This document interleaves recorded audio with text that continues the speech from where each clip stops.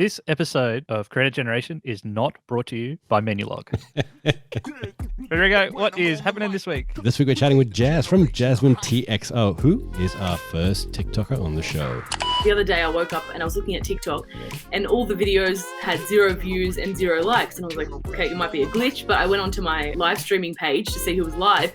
And I've never seen so many accounts that I follow live at once. And I looked at all their captions and were like, goodbye TikTok, this is the end. Thank you for the memories. And I was like, what's going on? Just a quick note, this is a cut down version of this interview. If you want to check out the whole podcast, head on over to your favorite podcast platform like Apple Podcasts or Spotify, and you can check it out there. Let's get into it. Let's get into it. Welcome back to Creator Generation. This week we have Jasmine, Jazz, better yet, probably better known as jasminetxo. G'day. Hi. Thanks for having me, guys.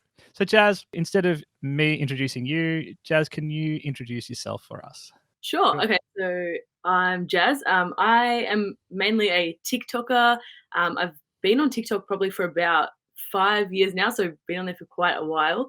I also do YouTube, Instagram, but yeah, TikTok's my main platform. On there I do dance videos, I do comedy skits, daily vlogs. Yeah, I kind of do a variety of content, and yeah, that's me. It's awesome. And you are our first official TikToker.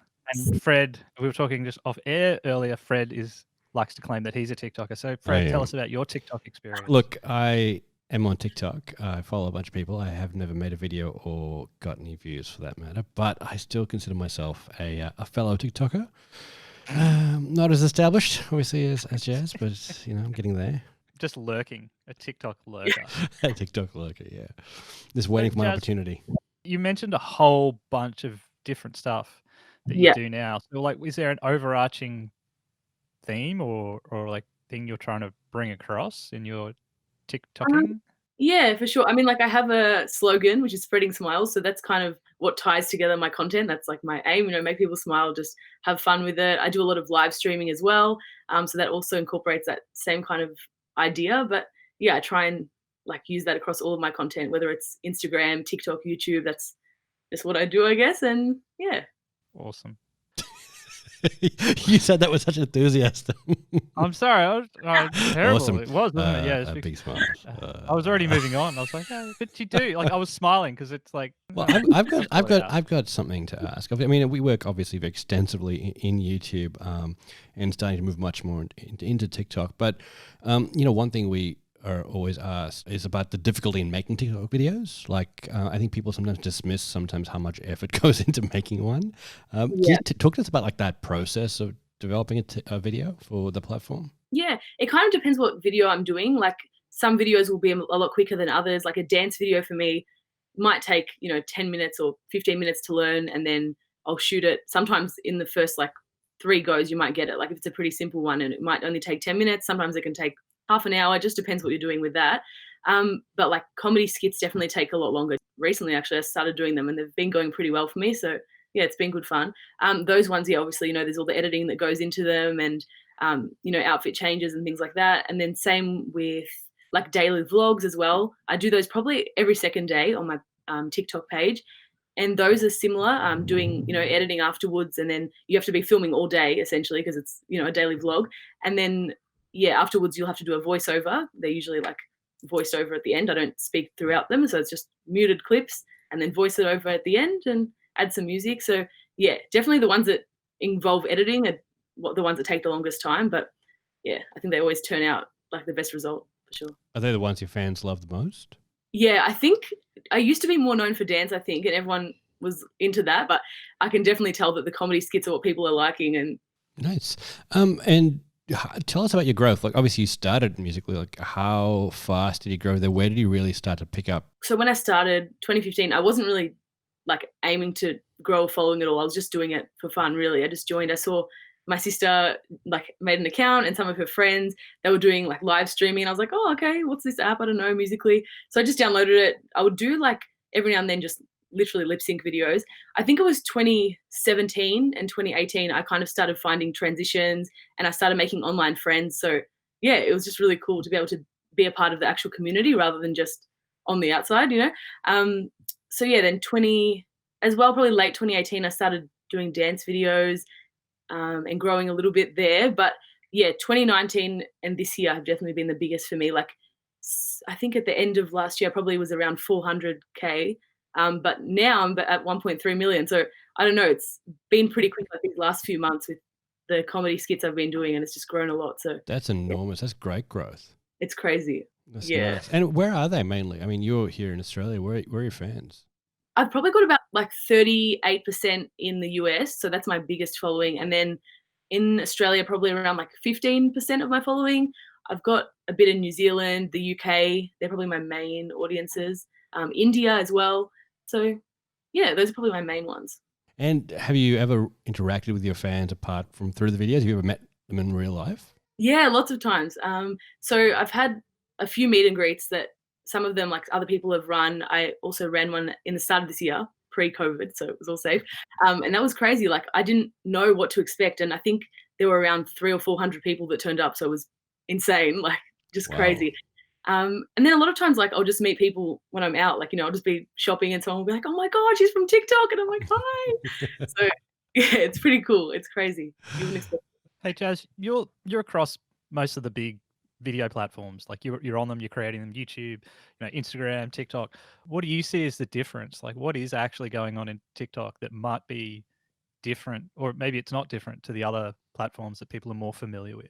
I honestly don't even know. I think it's just anything and everything. Like TikTok is just so all over the place. Like you never know what you're going to get. It's not so like structured, and because of the For You page, like I don't know, you're just kind of getting content from like all over the place and from all over the world, and it's just always there for you. It's very quick. I think also the fact that it's very like fast paced, usually 15-second to 1 minute videos. So I don't know. I think maybe that just is perfect for like, this current time with our generation being so like our attention spans are just getting shorter all the time. You just mentioned the For You page. Like what's that? What's going on there?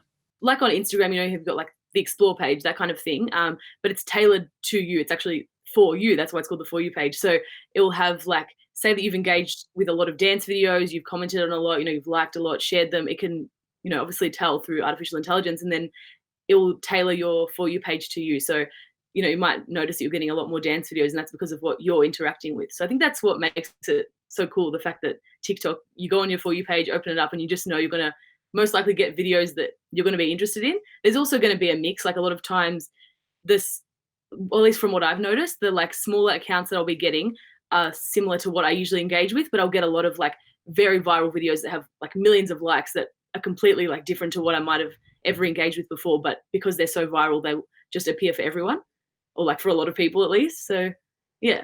Well, speaking of that, what do you think, Jazz, is going to be the next trend for TikTok? I think comedy skits right now are pretty big. Like from what I've noticed from other people's pages, like a lot of people are going towards original content, because I think definitely from Musical.ly to TikTok, like it's gone a lot from using other people's sounds or using comedy sounds that other people have used and just lip syncing those comedy sounds as well. Like that was really big on Musical.ly. And even in the beginning of TikTok, I think that was quite a big thing. But yeah, now definitely original content, like original skits. Like I do parents in, look, one I've recently started is me as a parent in 2040. So it'll be like me jamming to TikTok songs in the car and my kids in the back being like, oh, this is so lame, like shut up. I actually saw that one. That was actually I really enjoyed that one. That was good. Oh, thank you. So yeah, I think everyone's really into like original kind of stuff at the moment. So pretty cool. Yeah, cool. And do you find you have to keep being innovative like all the time? You're always trying to think of new things? Definitely. Yeah. Because you never know like what's going to suddenly, be the next viral trend, and TikTok's so unpredictable, which is I think what's cool about it. So you're always experiencing, different videos, whether it's like on your For You page or your own creativity, like you're always trying out something new. And that's what I love about TikTok.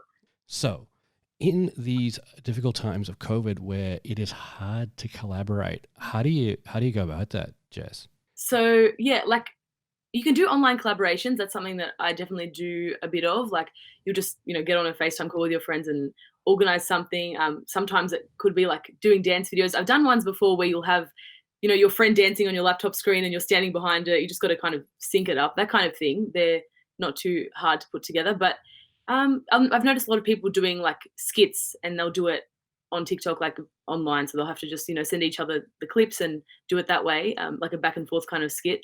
But yeah, I haven't done too many collaborations lately just because, yeah, obviously it's pretty difficult. It's nice when you can, but yeah, this time, not so much. So yeah. I'm going to bring this up I'm sure the guys are sick of hearing it. But have you seen the Snoop Dogg Menulog collaboration? I have. Yes, I have. How awesome is that? It was so good. That song's awesome. It's so good. And the reason I mentioned it is because I was looking at it and thinking, how does anyone collaborate during this time? Like at this point, like, you know, when you're in COVID, you know, they shot that all in his compound, like in his house. That's insane. That's what Snoop's house just normally looks like. They didn't do any set dressing or anything. It's just like, that's Snoop. Did somebody say Menulog? Me, get delivery like a G. See? So good. So good. Can I just point out this is not sponsored by Menulog? It is not. It is not if sponsored Menulog by wants to sponsor us, we'll think about it. I'm just really fascinated, like, how are people at the moment doing collaborations? It's a hard thing to do in any sense normally, but now when it's significantly more difficult to do, you know, because it is still a great way to get out there and promote your content and, you know, get new fans. But yeah, it's you've got to be a little bit innovative, right? Yeah, exactly. It's pretty difficult. But... Or you have to have a massive house so we can invite, you know, crews and stuff over and just do it all there. Yeah, there you go. Must be nice. Yeah. You know, you got paid $10 million. Oh, well, the equivalent of Australia, so maybe £5 million, like $7.5 million US to do that. That's nuts. Anyway, do you have any like TikTok buddies, like people you do a lot of stuff with? Yeah, I mean, like, I do have a lot of online friends, but a lot of them are in different states, so I don't really get to collaborate with them much. I was in the US last year. I wasn't there for VidCon. I was actually studying there by coincidence for the summer at UCLA, and then I ended up going to VidCon as well. So I met heaps of my American TikTok friends there. So yeah, what do you study? I finished last year. I graduated, but I did professional communication. What do you like? I wanted to go. Hungry dogs got it. I'm sorry, Aunt. I just got that. Well, I'm curious as to why that was teed up. Please, carry on. Do you have that like teed up? No, I don't. Is that like in your playlist? I get mines every. No, I'm sorry again, Aunt. It happened again. I apologize. Please continue. I just wanted to go back to TikTok quickly and understand a bit more about like the content on there. Like, how long does it last? Like, if you're making a lot of content, how long is it like getting served to people? Like, I guess it depends on the people who are interacting with it at the time. Like, sometimes I'll post a video, it will be like evening here, the Americans will still be asleep, and then I wake up the next day and the video's gone viral, and I'm like, oh, okay. So I think overnight, like the US, that's like where it got heaps of traction, and then yeah, you just wake up to that, and then it kind of goes viral in Australia too. I guess it just ends up going everywhere. So it's interesting how it works. I don't know. It's very strange. Going viral or some sort of form of virality, is that kind of the holy grail of a piece of content for TikTok, or like just nice to have?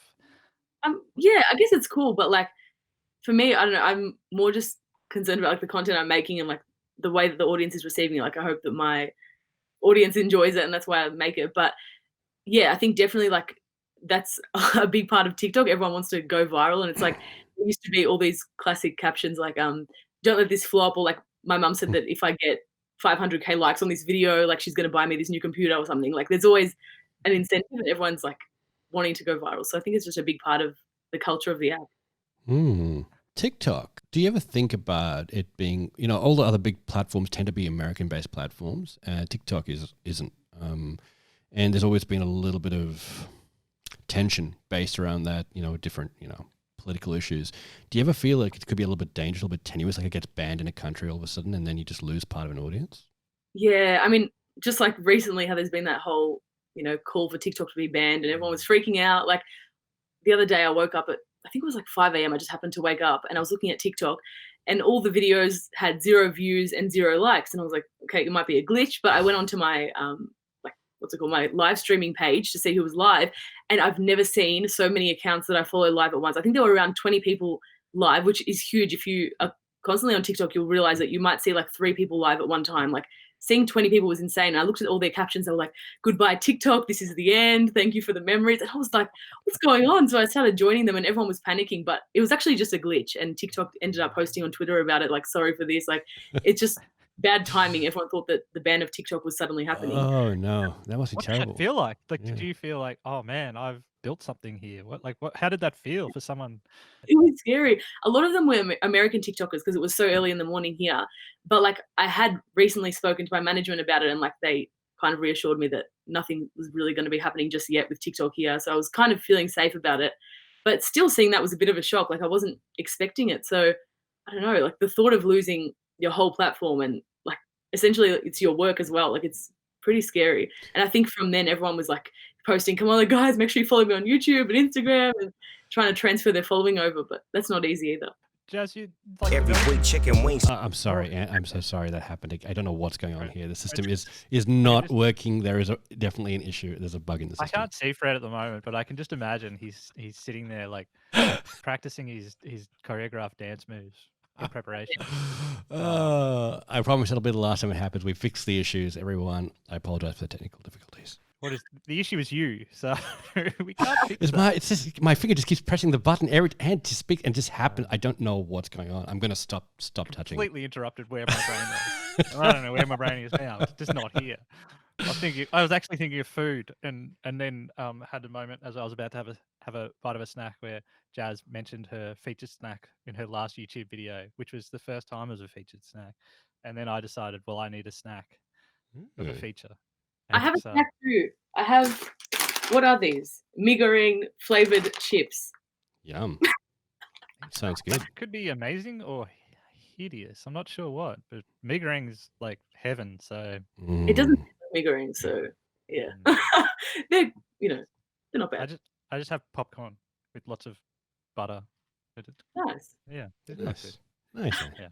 Very nice. Fred has something. I've been eating something these. From Menulog, I think. Oh no, these aren't. I got these just at the store. These little tortoise, orange zest tortoise, not tortoise, like a little reptile thing, but a tortas, tortas.